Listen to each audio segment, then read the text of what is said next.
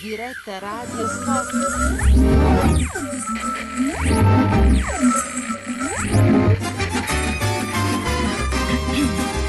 Глазами иностранца. Я приветствую всех, кто сейчас слышит радиостанцию «Радиоточка». Это программа о жизни в Казахстане глазами иностранца. Меня зовут Беседа Ахметова, и у меня сегодня в гостях американка Мишель Браун. Она стипендиант программы «Фулбрайт», писательница. Мишель родилась в Лондоне, детство и юность провела в Праге, Белгороде, Кракове, Киеве и Москве. В настоящее время живет здесь, в Алмате. Она писатель и уже имеет несколько значительных наград в области литературы. В 2012 году выиграла Korea First Book Award, первую книжную премию за сборник стихов «Двойной агент», где ее оценивала известная в Америке преподаватель и писатель Бхану Капил. Книга «Родина с волками» выиграла поэтическую премию имени Жана Фельдмана в 2014 году. Ее стихи, рецензии и эссе публикуют в различных литературных журналах.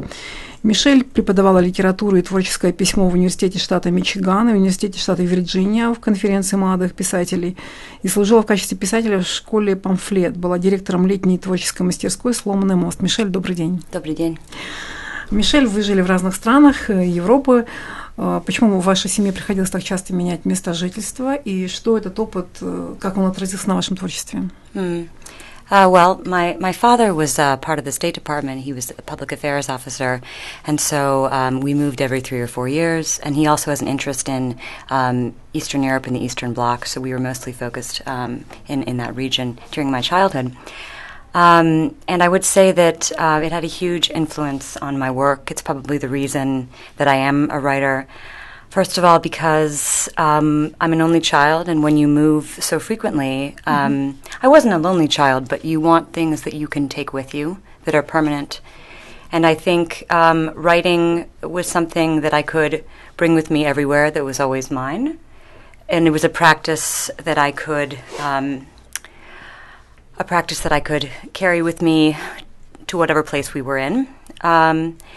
And I think I was aware, too, as a child of living in these other countries, but also living in the strange and somewhat isolated community that is, embassy life. And so I was always aware of this tension between my experience and the outside world, and curious about authenticity, what is real. And so that has always informed my writing.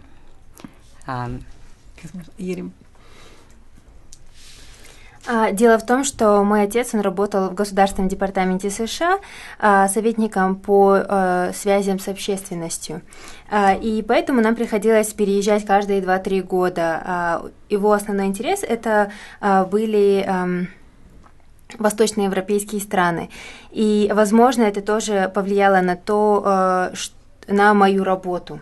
Как единственный ребенок в семье, для меня было важно, чтобы я могла во время этих переездов что-то забирать с собой. И эта возможность писать была именно тем, что я искала. Получается, я могла с собой брать и писать. И как вы сами знаете, что жизнь при посольствах, она достаточно странная и немножко изолированная, поэтому я хотела все-таки, всегда мне было интересно то, о чем я пишу, оно является действительно таким, или жизнь вне посольства, она отличается в этих странах. А как вообще можно научиться писать? Для этого нужно поступить обязательно, я не знаю, там, литературному факультету или на факультет журналистики, или, может быть, талант должен быть уже с рождения от Бога? That's a very complicated question, and one that I think every writer and every reader asks themselves. Is there such a thing as talent? Can writing be taught? Well, I think that this is a cliche, but I think what separates writers from, first of all, what makes a writer? Are you a writer when you publish, or are you a writer simply because you write? And I think that's its own question. I think humility and the everyday practice of writing will make anyone better and more skilled. I think there are people who have a natural facility with language or an interest in language, for whom stories are fascinating, who find themselves as children lost in literature. And for them, it is simply easier, perhaps, to be disciplined about their writing. I do, however, think that talent, sadly, will only take you so far, and that it's important to practice, show up at the desk every day and not expect too much, because 9 times out of 10, it won't be brilliant. 9.5 times out of 10, it won't be brilliant. But I do think that what's exciting about writing is that it's a space in which you can ask questions and be free not to know, and use writing as a way to determine your own answers. And there aren't many places in life now where uncertainty is allowed. We're expected to be so capable and so sure of ourselves in our jobs, in our relationships. So I think, writers complain about the discipline of showing up at the desk and the futility of it, but I feel very lucky that I have the chance to have that freedom and that space to write. Это достаточно сложный вопрос, возможно, которым задаются каждый читатель и каждый писатель.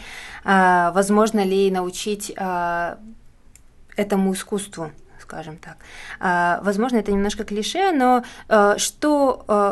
что такое вообще писатель? Это человек, который публикуется, у которого есть книги, или это человек, который, в принципе, пишет? Я считаю, что для того, чтобы стать успешным, нужно писать каждый день. Нужно, чтобы у тебя была скромность, и ты каждый день над этим работал. Потому что талант, он может тебя довести тебя только до определенного пункта. Поэтому нужно каждый день, в течение каждого дня нужно работать. И сильно многого от себя не ожидать, потому что в 9 раз из 10, может быть, даже 9,5 раз из 10 у тебя, скорее всего, получится не совсем то, что ты ожидаешь. И это не будет идеальной какой-то работой. Когда ты пишешь, у тебя есть возможность задавать вопросы, и тебе не всегда нужно знать конкретные ответы, потому что в мире, где мы живем, когда ты должен быть всегда уверенным, и всегда у тебя должна быть какая-то уверенность в твоей работе, в отношениях и так далее, я чувствую, что когда я пишу, у меня есть эта свобода. Я хочу поговорить немножко про Кори Пресс. Вы получили в 2012 году, еще раз напомню, книжную премию за сборник стихов. Но мне интересно то, что я прочитала про Кори Пресс, что это само издательство было учреждено для женщин в 1993 году, относительно совсем недавно, по сути, да, только 20 лет прошло. И, как я понимаю, в литературе все-таки до сих пор существует некая дискриминация. То есть получается, что литература все-таки делится и оценивается на мужскую и женскую. То есть мужчин-писатели ценят отдельно, женщин отдельно оценивают. В этом, на мой взгляд, есть какая-то дискриминация. Как вы считаете, почему до сих пор такое разделение существует даже в литературе? Again, this is a complicated question and one that is very close to my heart, especially as a writer of color, as a half Asian and a female writer. In poetry, in MFA programs in the United States, the majority are female students, and yet in the publication numbers, most famous, quote-unquote, successful poets tend to be male. So what accounts for this discrepancy? I mean, I think it's complex. I think who's getting reviewed, how are these books being marketed, what are the major publications drawing attention to? And then there's also this, I think, narrative, about men writing themes that are, quote-unquote, big literary themes, whereas women are kind of confined or condescended to as writing about, say, the domestic sphere, as if those things aren't important or they don't carry their own set of ideas. I really respect Corey's mission because not only do they actively attempt to address that gap by founding their own press and not being passive about it, but they also publish poetry that maybe is outside the margins of what we consider traditional poetry. So experimental poetry, poetry by women of color, but what I especially like about them is they don't situate themselves as being some kind of token press. They have this open contest. It's a blind reading period. They get really interesting judges. So I think the best way to address this discrepancy, and the causes are so, there's so many causes, is to really follow in Kore's lead and to take control of the market, found your own press. And it hasn't been easy for them, certainly. But I really admire the integrity of their work. And I'm obviously very grateful that they published me. So.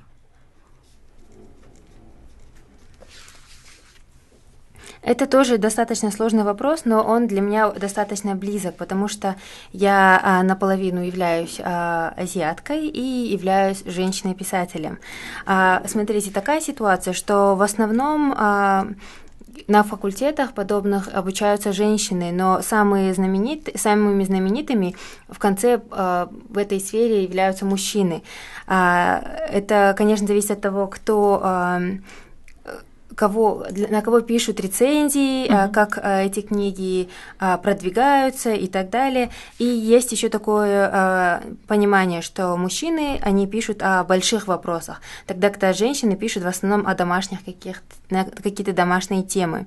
И я очень уважаю Кори Пресс за их работу, потому что они публикуют не только традиционные вещи, но также немножко экспериментальную поэзию.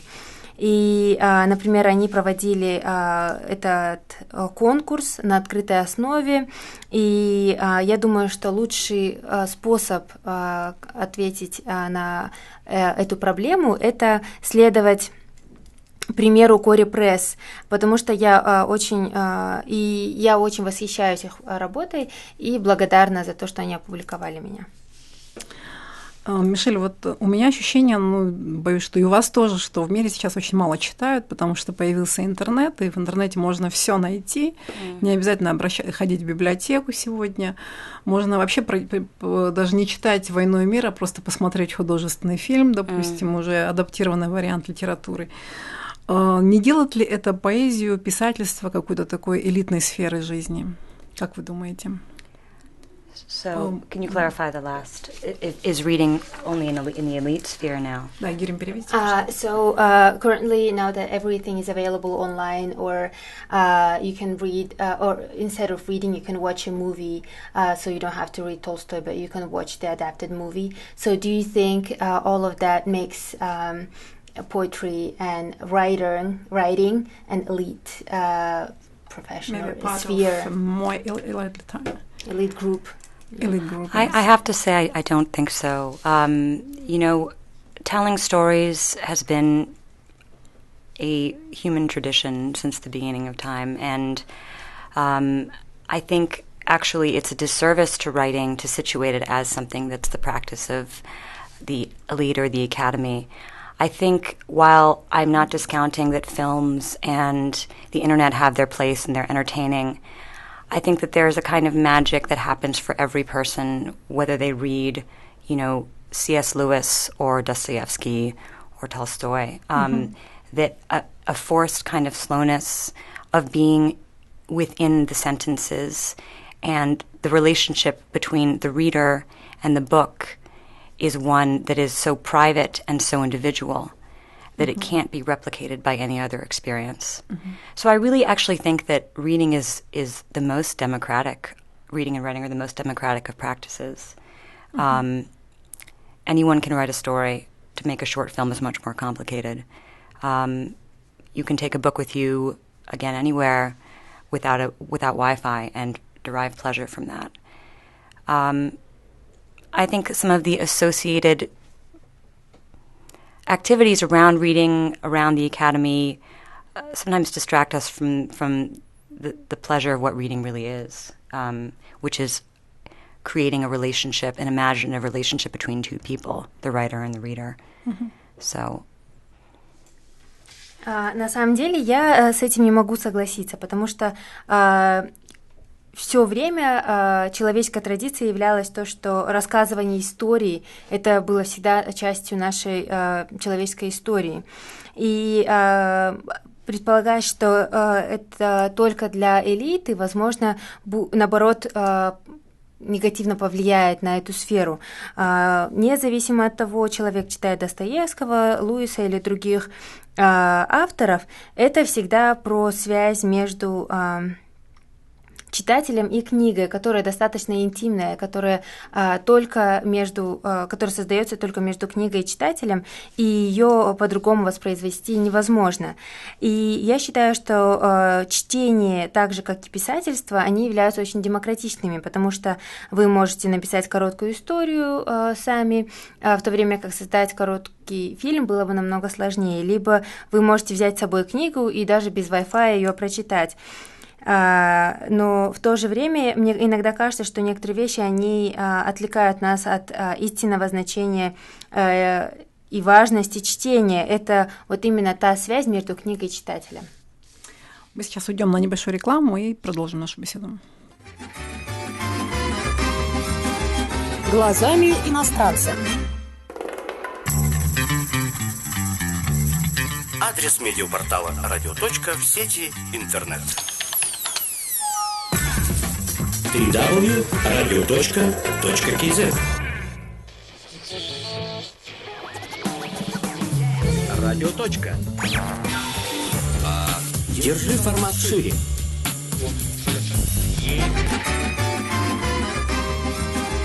Глазами иностранца. Напомню, что с нами Мишель Браун, молодой писатель из США, и мы говорим о писательской сфере вообще. Мишель уверена, что это не элитная какая-то часть жизни, очень доступная вещь для каждого. Но хочу немножко поговорить о Казахстане, как здесь работается писателю. Может быть, вы участвуете в каких-то фестивалях, конкурсах, сейчас в Алмате их очень много.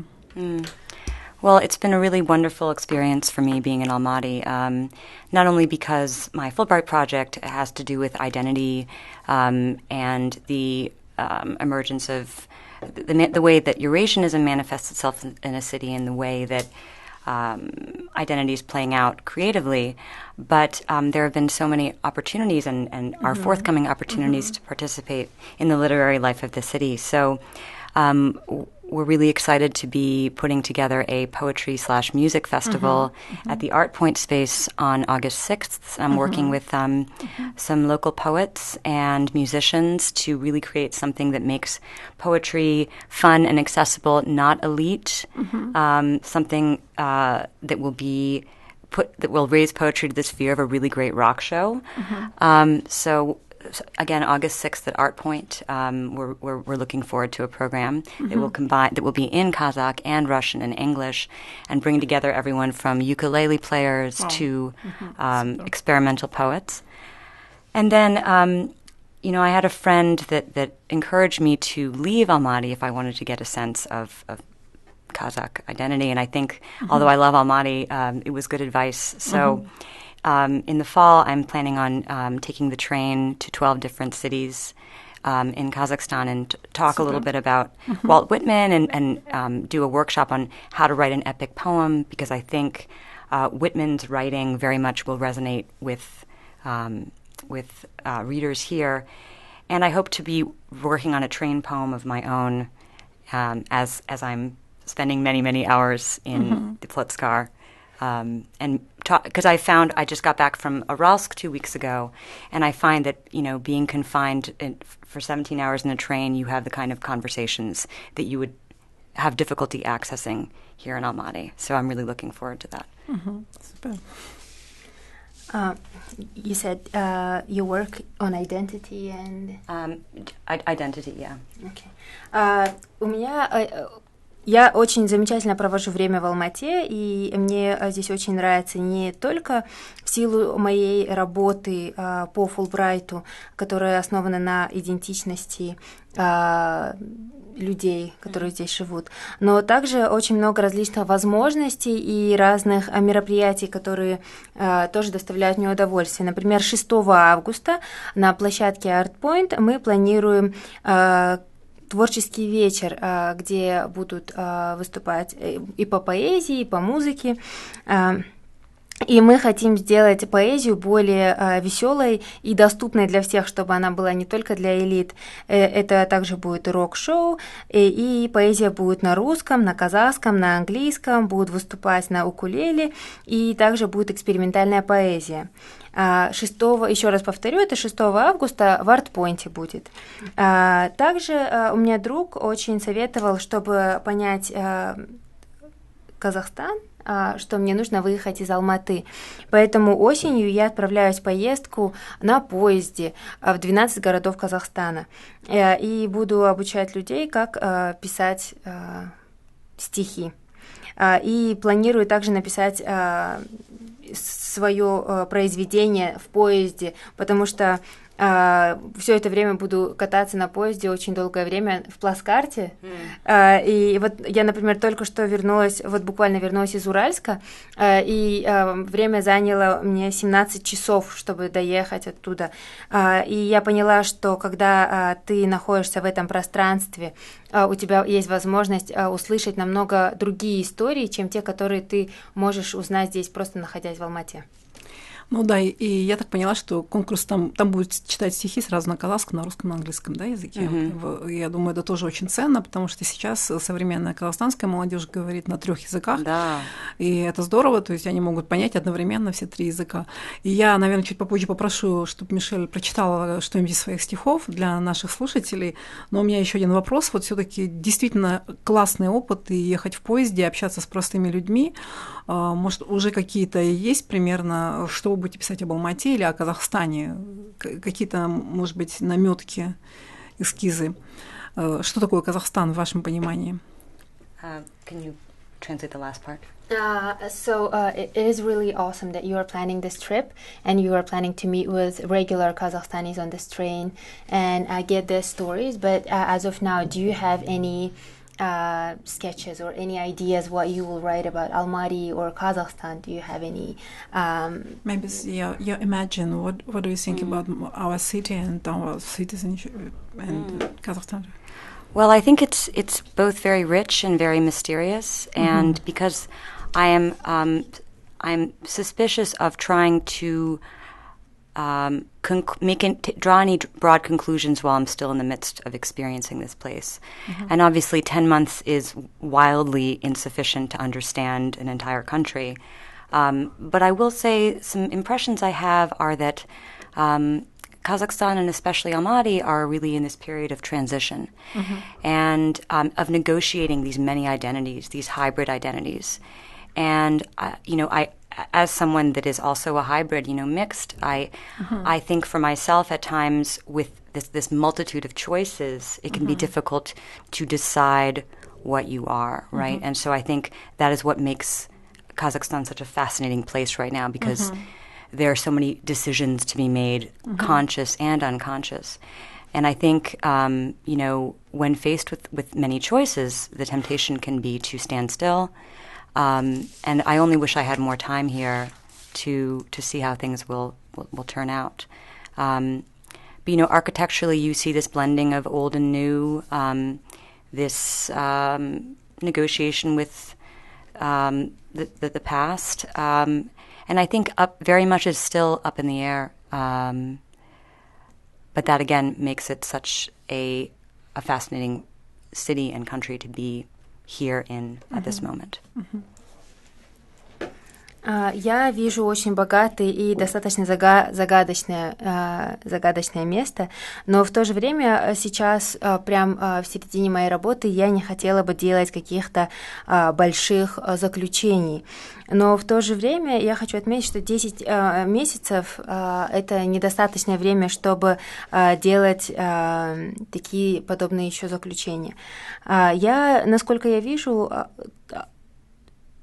Алматы, и люди, они сейчас находятся в переходном этапе, и немножко у них гибридная идентичность. Я это очень сильно понимаю, потому что у меня тоже такая же гибридная идентичность, и поэтому сложно решить, кто ты являешься на самом деле, и дальше перед страной тоже стоят большие важные решения, которые нужно принять, поэтому... Я хотела бы подольше здесь времени провести, чтобы увидеть эти изменения. В плане архитектуры можно увидеть, что здесь старые, новые, они комбинируются, и также сейчас сейчас очень такое замечательное время находиться в этой стране и в этом городе, чтобы видеть эти все изменения. Ну, давайте сейчас почитаем стихи, наверное, да? Да. I will read two poems. I have a new book coming out this fall. It's called Motherland with Wolves, and it's sort of a sad book, but it's about a love triangle in a sense, the end of a relationship and family, and I think female identity and female rage to a certain extent, not to scare anybody off. And I'll read one poem from my first book, Double Agent. So. Я хочу прочитать два произведения. Одно из них из моей новой книги, которая называется «Родина». «Земля волков». Да, с волками. Она немножко грустная, и она про отношения, про семью и так далее. В ней я говорю про женскую идентичность, также немного про злость женскую. Не хочу, конечно, никого пугать, но вот так. Про обиды женские, скорее всего, да? И второе произведение — это из моей первой книги.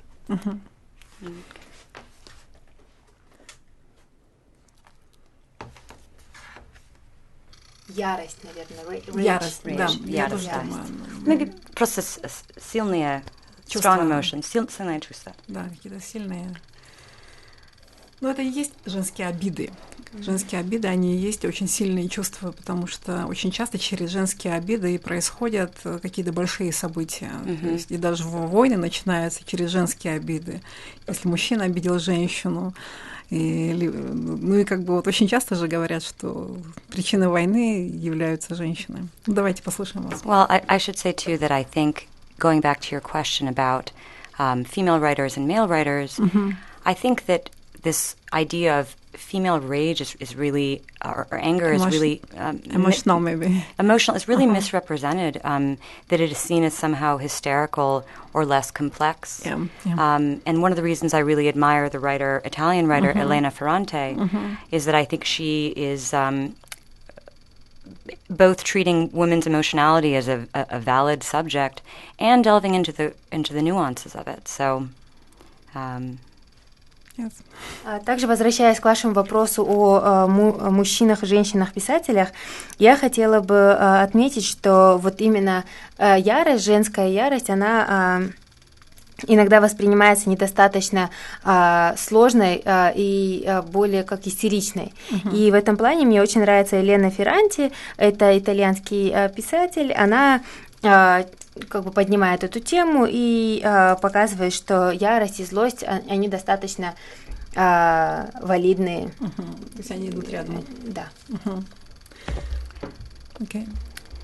Horoscope. My birth was clerical error. We were between two wars. With grungy emperors, small crucial losses were natural. Some bureaucratic chaos at the hospital. In yellow, murderous nurses ferried their cures undetected. Surgeons spat their stats. The breathing machine warbled in a minor key. Chopin's maudlin bust detained again. Trusting mother, elevated like an offering. A seance, ghosts she owned, inching a spine still rich with calcium. Her epidural made her beautiful, brought out her colors. It was year of the vulture. Our future starred meet. That notion, soul, like chloroform, a sleep cell's stinking quilt. Fatigues, gauze, muslin. We will miss being flesh. It's kitsch, says the press, pushing away bowls dark with jello, tray after tray. Whatever it is, I want to starve or feed it. Optimistic, this thirst. No oasis, no stubborn body to medicate. Nothing to do but wait. Take out the impatient organs. That's some desert we're burning in. And I'll read one more actually also from the second book, and this one is a little more narrative. On process. The knife asserts a preference for the European rye you made for days. Feeding starter, 2 types flour, elbow deep in sticky. Still, you could bring yourself to eat 3 slices of the blistered thing, claimed even the hot air pockets delicious. You quintessential man, I will eat whatever you set before me, but I cannot bear it. But what turns you on, you said, believing as Thursday striped our sheets, I was a woman who kept such secrets in me, a Sicilian actress squinting through blue flame, ribcage generous for a heart's bloated stockade. This year, I will invent new parts of the anatomy. Even as process announces itself as flesh, stunning my mouth open, the happy slap of haunch to haunch. You cup your hands to catch your overflow. I hum encouragement, think of wine and noodles, bunions, and everyone else throwing dinner parties. I stroke your back and fill with wishful, mirror-slim selves running down or drinking rivers, ways to rearrange old information. All this time, I could have learned to program or plumb or garden. But at least make it good, you said. The year I set myself to process is already the wrong idea. Want risk, but a known outcome. Spilled seeds gather themselves, glass shards fuse into inverted tulips, and gestures of humdrum domestic aggression win the argument. I lick the heel, stale or soft, unclear. White powder dries to quiet under a moving moon, not visible or diffident. Your childhood soldiers, lined for battle, inside are gutless. Forget parts could be reassembled into what we are, the fat promise, the land's meal ground to gold, suspended on horseback over the rapids.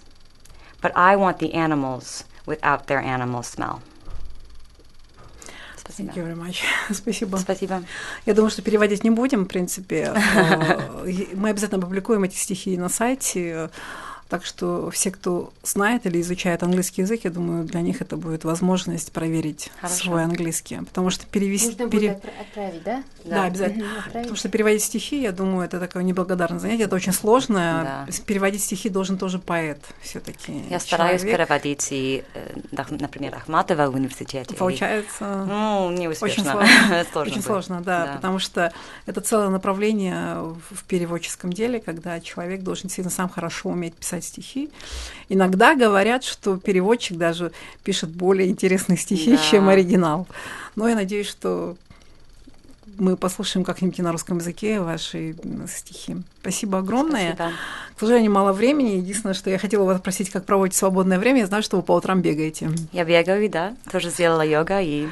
Супер. Ну, в этом плане в Алмате просто можно чудесно провести лето, да, бегать, ходить в бассейн, заниматься йогой и так далее. Спасибо огромное, Мишель, спасибо, Айгерим, за перевод. А я напомню, что с нами была Мишель Браун, молодой писатель из США, и была Айгерим с посольства США, которая помогала нам переводить. Спасибо за внимание. Вы всегда можете прослушать записи передачи «Глазами иностранца» на www.radiotochka.kz. Заходите чаще. С вами была Беседа Ахметова.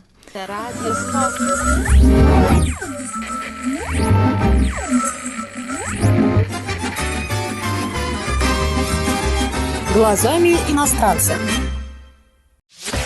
Facebook, ВКонтакте, Твиттер, Инстаграм. Следуйте за радиоточкой в социальных сетях.